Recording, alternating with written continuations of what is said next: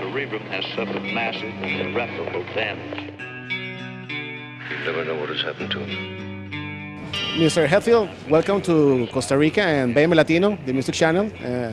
It's a pleasure to stay with you in this interview. Tell me, when the promoters told you you will play in Costa Rica, what do you think?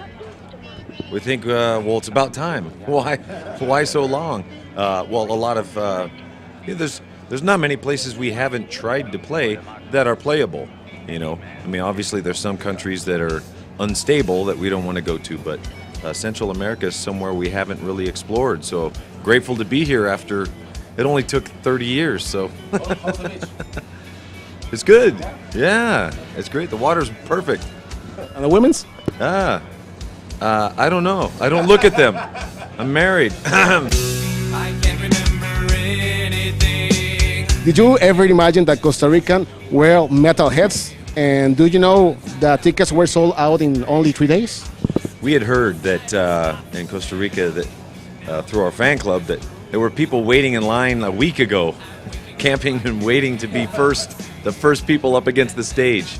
I know there's metalheads everywhere in the world, but you never know until you get there what they're like and why they're into metal, and you know, what are the roots of why they like that music. So we're glad to be here.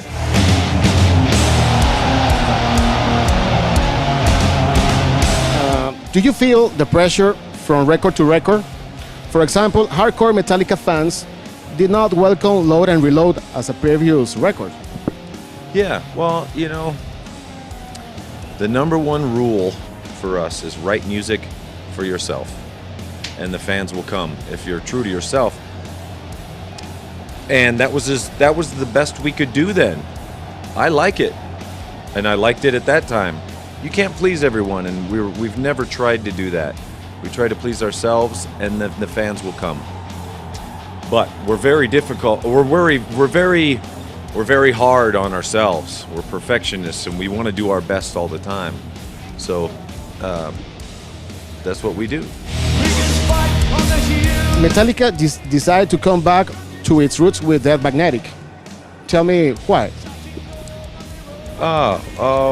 I think a combination of after Saint Anger, and kind of going through a lot of difficult times, feeling a rebirth in the band, feeling just a more of a brotherhood within the band and a camaraderie. There was just a fresh feeling, and with that combination of that and working with Rick Rubin, he was able to tell us that it's okay to look back.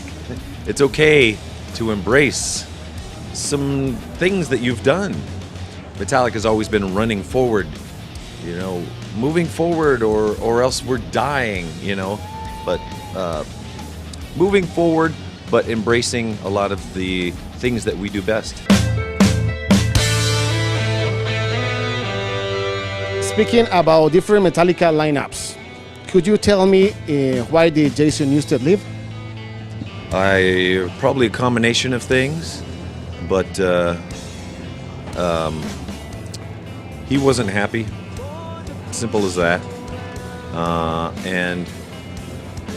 So he decided to move on, and we tried to make it better, and he had decided to leave, and his decision. What did you expect from Costa Rica audience? Well, besides being the loudest concert in the country ever, I think Metallica has. I think our fans are the most passionate, so we're expecting a lot of passion, a lot of volume, and a lot of sweat, and a lot of fun, a lot of love back and forth.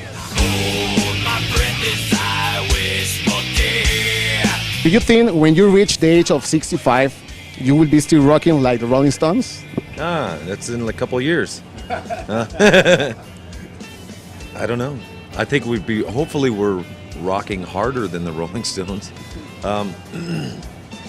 you know, there's lots of bands that inspire us. Rolling Stones being one that, because of the longevity.